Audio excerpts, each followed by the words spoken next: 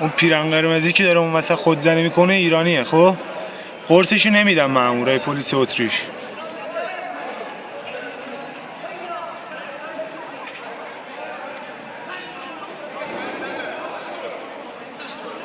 رفیقم هم اسمش مسعوده، ایرانیه، بچه شرقه.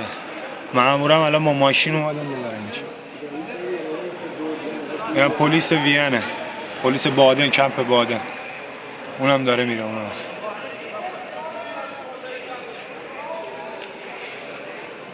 اینم وضعیت پناهنده‌های شهر اتریشه که الان خودتون داره میداره خودشو چاقو میزنه. زد من رفتم پایین که دیگه پلیس هماهنگ کنم دیگه. ببخشید من محسن آنجلاسی هستم. هنوز همونجوری